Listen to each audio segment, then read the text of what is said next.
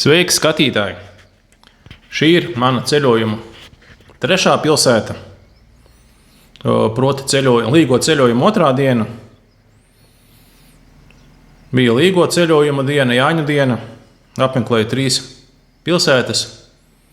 Šī ir trešā, Badolato. Nedaudz pastāstīšu par šo pilsētu. Badolato ir skaista viduslaika pilsēta Itālijas dienvidos Kalabrijas reģionā, Katanzaro provincē. Tā atrodas uz pakalna aptuveni 240 metrus virs jūras līmeņa. Un no tās paveras lielisks skats uz Jonijas jūru, ko mēs video arī varam redzēt. Ciemats ir slavens nevien ar savu seno arhitektūru un šaurajām ieliņām, bet arī ar unikālu mūsdienu vēstures pavērsienu, kas to glāba no pilnīgas izmiršanas. Badolato pirmsākumu meklējam aptuveni 1080. gadā. To dibināja normāņu hercogs Roberts Giskārs.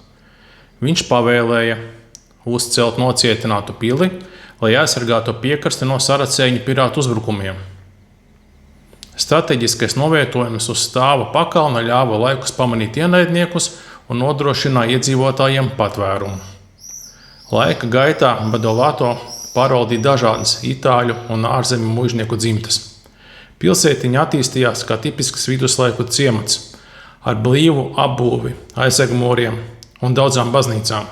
Savulaik te bija pat 14 baznīcas, kas liecina par vietas reliģisko nozīmi. 20. gadsimta vidū Badolato piedzīvoja smagus laikus. 1951.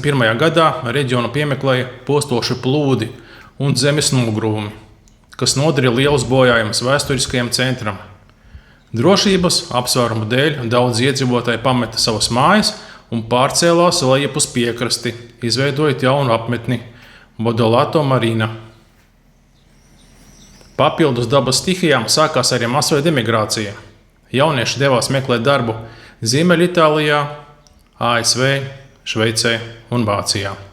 Vecais ciemats Badolato pamazām pārvērtās par spoku pilsētu, tukšu, pussagruvušu un pamestu. Badolato jaunāko laiku vēsturē ir 2 izšķiroši notikumi, kas piesaistīja visas pasaules uzmanību. Provokatīvā akcija. 1986. gadā pilsētiņas mērs, mēģinot glābt ciematu no bojājējas, izlika sludinājumu: Badolato pilsētiņa tiek pārdota. Tas piesaistīja žurnālistu un mākslinieku uzmanību, un daži ārzemnieki tiešām sāka uzpirkt un atjaunot vecās mājas. Kuģis Ararat. 1997. gadā, decembrī, pie Kalabrijas krastiem ieradās kuģis Ararat ar vairāk nekā 800 kurdu bēgļiem uz klaja, tostarp daudzām sievietēm un bērniem. Badolato iedzīvotāji un vietējā vara pieņēma drosmīgu lēmumu. Viņi izmitināja bēgļus pamestajās vecā ciemata mājās. Kurdi palīdzēja atdzīvināt pilsētiņu, atvēra amatnieku darbnīcas un integrējās sabiedrībā. Šis notikums kļuva par pasaules mēroga paraugu humānai bēgļu krīzes risināšanai. Jā, tiešām, draugi mīļie, šeit ir viens no retajiem piemēriem, kad bēgļi palīdz atjaunot un glābt nelielu pilsētiņu. Tas tiešām tā ir noticis ar Badolato pilsētiņu. Mūsdienās Badolato ir veiksmīgi atzimis. Tas ir kļuvis par multikulturālu un māksliniecisku centru, kur satiekas vēsture un mūsdienu nesteidzīgā dzīve.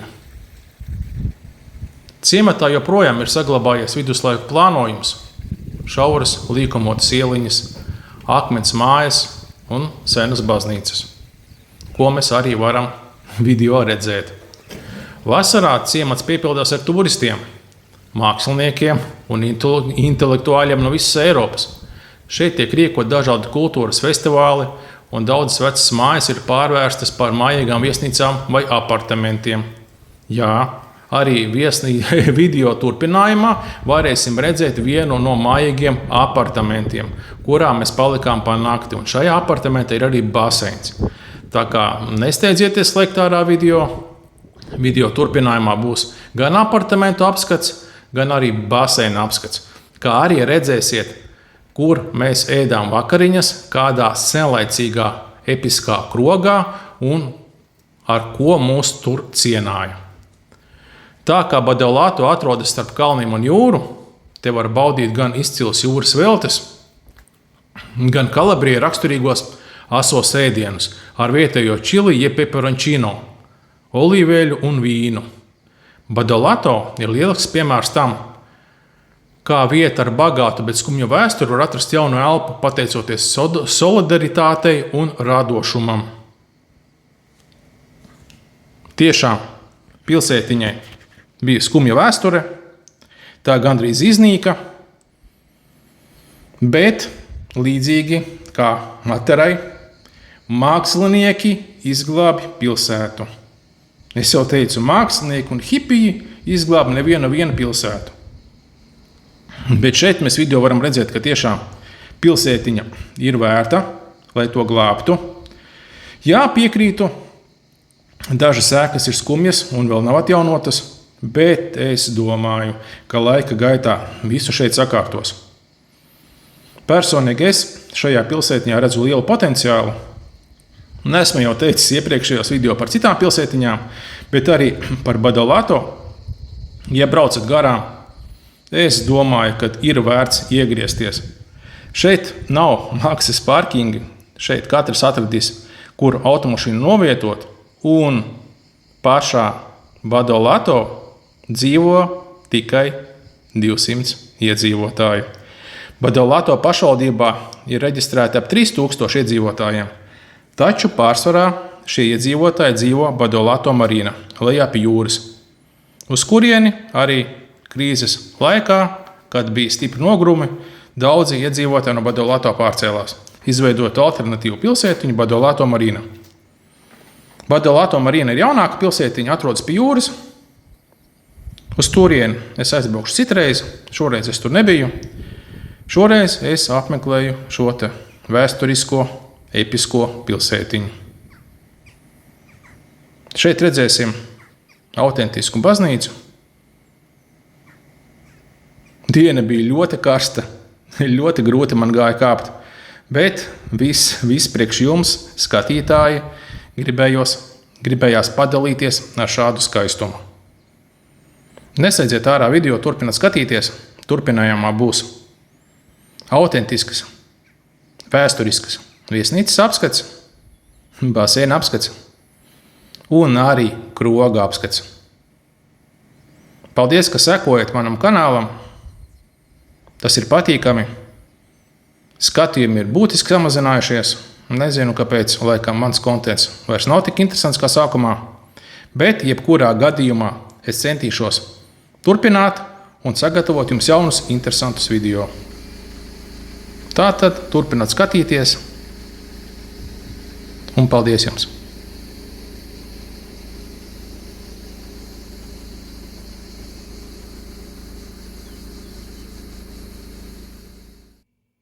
Istabiņas apskats. Istabiņa ļoti interesanta. Autentiskā, vēsturiskā ēkā. Reāli ēkai. Ap 1000 gadi. Ļoti vēsturiska, autentiska. Ar tādu skatu pa logu. Draugi mīļie, episks skats. Šādi te lauku skati. Apakšā vēl ir baseins. Uz baseinu mēs aiziesim. Šeit ir balkons.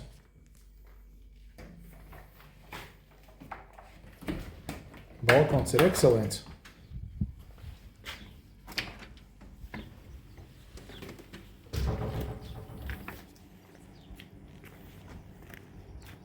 Tur ir jūra. Šeit ir kalni. Olīvu koku dārzi. Jauka pilsētiņa. Un apakšā kaut kur ir baseins. Man tā rāda, bet es nesaprotu neko, ko man tur rāda.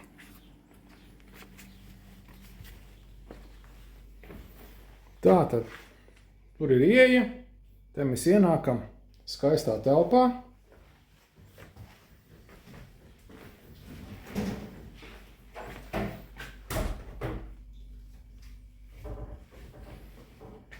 Dīvāniņš, galdiņš, skapis, balkons, tumbačka un kāpnes uz leju.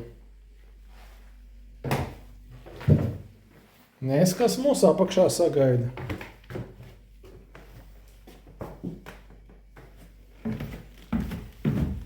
Apakšā mūs sagaida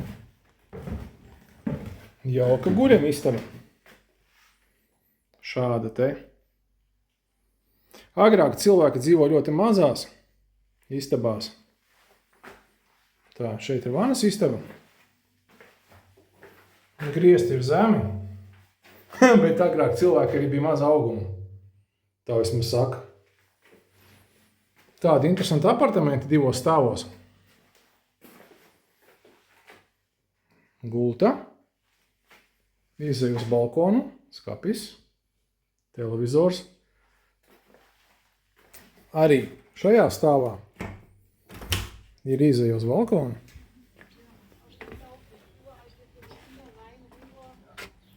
Ar tādu pašu jauku skatu.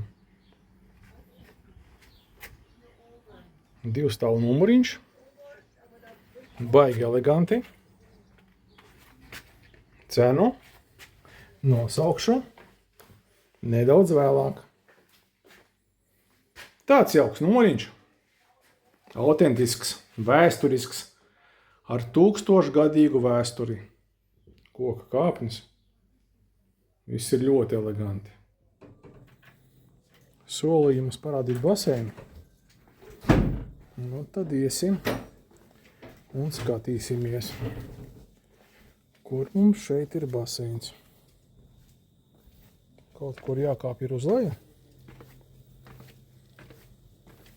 Ļoti stāvs un ekstrēmas kāpnes. Cerams, ka mums izdosies. Grūti iet, nevar zināt, kā tur būs. Vai, cik tumšs un briesmīgs. Nes, kas mūs tur galā sagaidīs.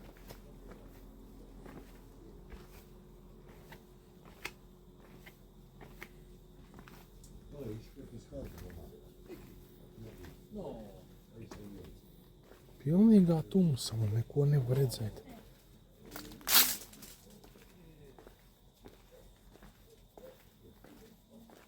Kā te vispār var aiziet? Nu kā? Neko taču nevar redzēt.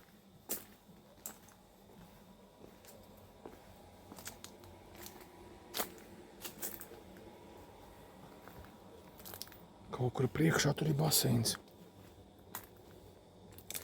Tagad ir galvenais nenokrist. Ejam ļoti uzmanīgi. Rāmi, lēnām. Re, kur tas baseins ir. Iedomājieties, apartamenti ar savu privāto baseinu. 1000 gadus vecā pilsētiņā. Kas var būt labāks? Paskatieties. Kāds baseins un izgaismots. Un ir pieejams visu diennakti. Super. Es jau nevaru vairs sagaidīt lecu iekšā.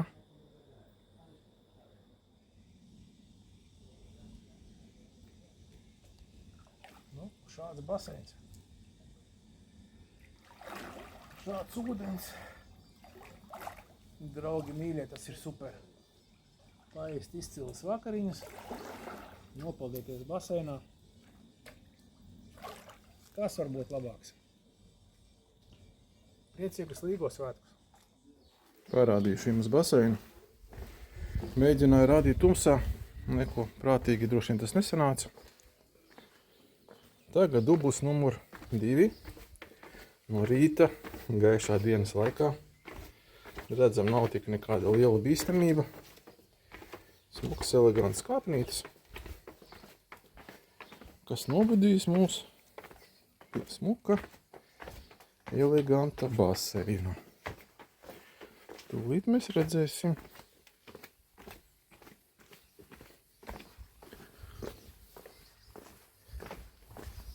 Galdiņi ar kriesliņiem jūsu atpūtai.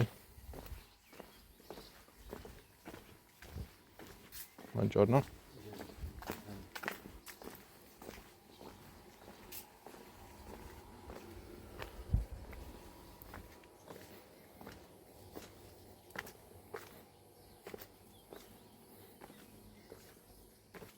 Te mēs arī redzam jauku baseinu. Tā viņš izskatās. Vakar jau notestēju. Pildi tumsā. Varbūt kaut kas senāks no filmētā, varbūt ne. Bet katrā ziņā rādu dienas gaismā. Šādi viņš izskatās. Tur arī zviļņi ir. Var atspūsties, pasauļoties un nopeldēties. Basēnā jauks, silts ūdens.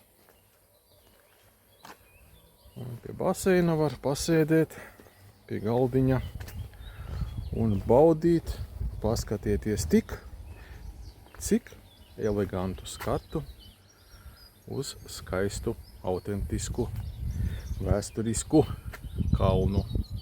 Atgādinu, ka pilsētiņa ir vairāk kā 1000 gadus veca. Sveiki, skatītāji! Un atkal kārtējo reizi cilvēki pastaigā un pēd. Atnācām paēst un paskatīsimies, ar ko ta mūs pacienās. Sēžam tādā autentiskā, saulaicīgā krogā. Ļoti, ļoti vecā. 1000 gadus vecs krogs. Un mēs tādi skaistuļi. Gaidam, kad mūs pabaros. Paskatīsimies, ko dos ēst. Pagaidām atnesa šitā daliņa. Aperitīvs. Būs arī kaut kas cits. Ne tikai alus. Gaidām. Poi fate voi. Voilà, prego, buon appetito. Tā, tad arī ēdiens ir atnācis. Šādas burvīgas porcijas. Ar lielopu steikiem. Un ar šādām burvīgām piedevām. Draugi mīļie, es jums saku, būs ļoti gardi. Un galvenais, ka 1000-gadīgs krogs un tāds ēdiens. Ēdiens gan nav 1000-gadīgs, diezgan svaigs. Es domāju, ka būs garšīgi. Paēdīšu un, protams, kā vienmēr jūs informēšu. Viss bija ļoti garšīgs, viss izcils. Gan ēdiens, gan dzēriens. Bet nu nav brīnums. Krogam 1000 gadus. Bišķi pieredze ir. Nu tiekās nākošajās sērijās. Brauciet uz Itāliju, paēst. Tā, paldies par skatījumiem.